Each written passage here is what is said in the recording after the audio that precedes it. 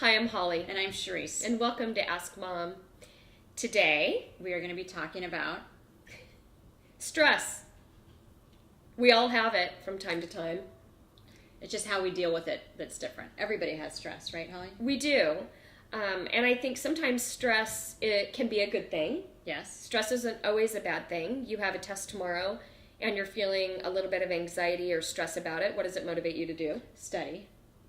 Okay, so what's bad stress, Holly? So bad stress is, say you define yourself as a worried, stressed out person, that just happens to be a part of who you are.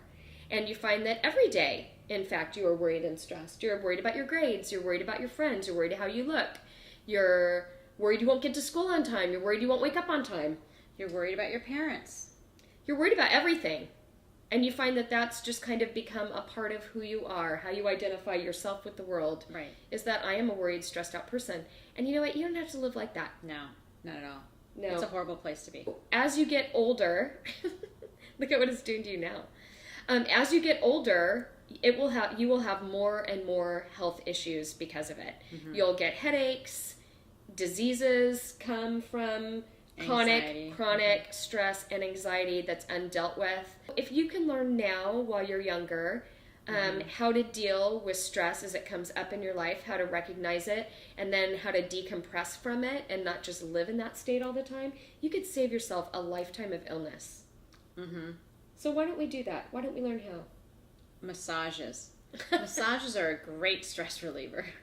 So invite your friends over and sit in the train and do a massage. And do your back massage. You know, you're, mm-hmm. okay, it's your turn. And she's doing, she's massaging someone else. Show them how to do that again, Holly.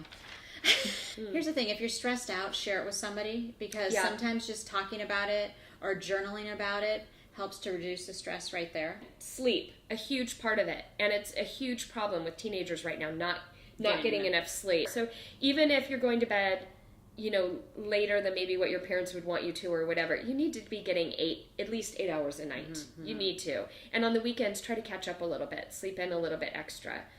Or take a nap. Your body's still growing. Your brain's still growing. Your brain doesn't even fully stop growing until you're in your 20s. Yeah. So you need the full rest to have all that work appropriately. Diet really affects your stress level as well. Make sure you think about the food you're eating. Actually pack a decent lunch or bring money to buy lunch at school.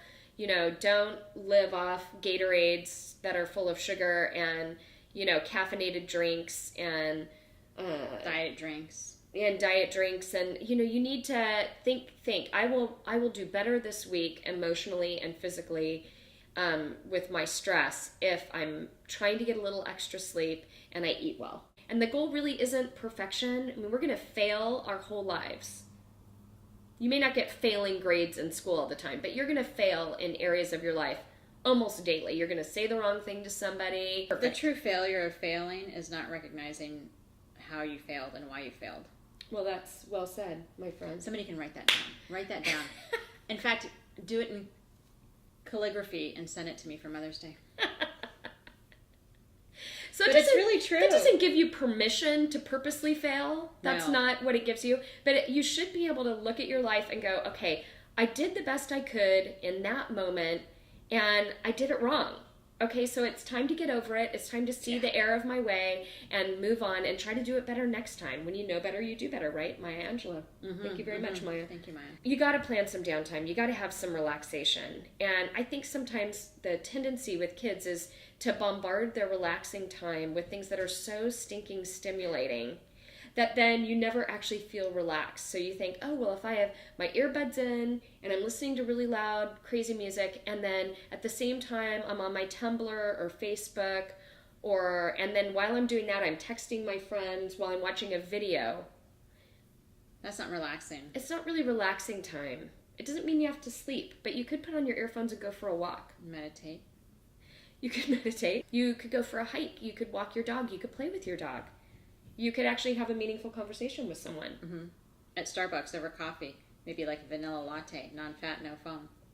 Figure out what it is that relaxes you and then do it. Take a hot bath, because maybe during the week you're lucky to ever just sit there and put on a candle and have a hot bath.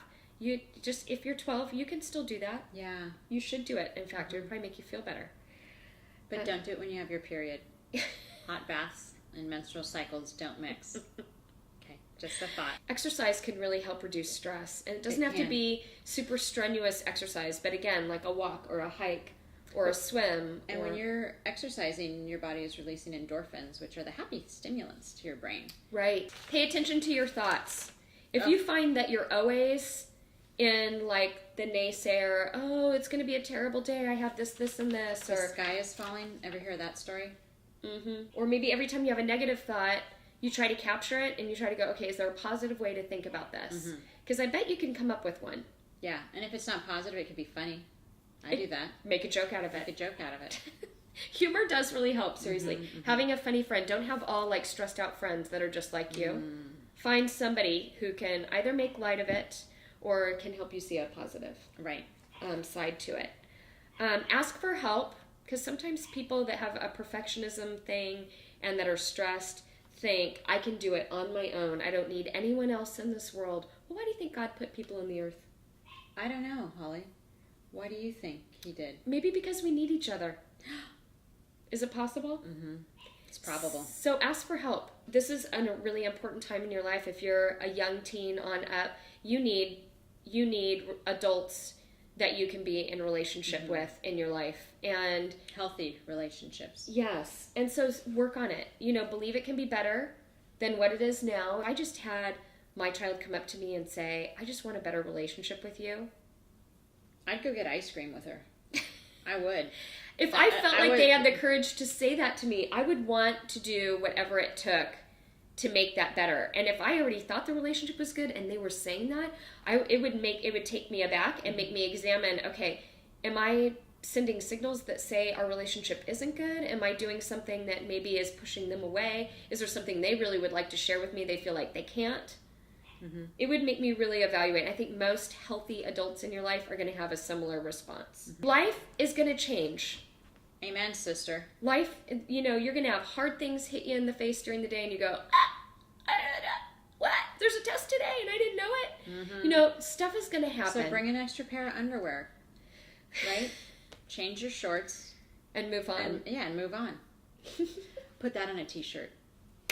Change your shorts and move on. And most things in life are temporary, and they may feel like they're forever, but most things in life are temporary. So if it's bad and you've just found out about it, more than likely 6 months from now, a year from now, at the very most, it's not going to feel bad anymore. It's going to feel like, okay, I worked through that. Oh my gosh, I came through that. Amazing. Maybe even just a couple days from now, it's not going to feel like the end of the world. So just believe that stress is normal, that we can work through it, we can find healthy ways to work through it, and that you don't have to define yourself anymore as a stressed out person or a worried or an anxious person. If you're defining yourself as that, change your definition of yourself. You'll draw more people to you in life if you are not someone who always just looks like the burden of the world is weighing on their shoulders. Yeah. You'll find that more people are attracted to being around you. And that's what you want. You want relationships that are healthy, but you have to also get healthy to have healthy relationships. Wow, so Holly, do put it. That on a t-shirt. This whole episode's been like a big t-shirt. We can make a lot of money. We don't make any money doing this, and we can make a lot of money. All right. Anyway, I'm Holly. I'm Charisse. Thanks for tuning in, and I hope this de-stressed you. And if you have any questions, you can always contact us at hollycharisse at yahoo.com. Or leave us a message here on YouTube. We'd love to hear from you. Bye-bye. Bye.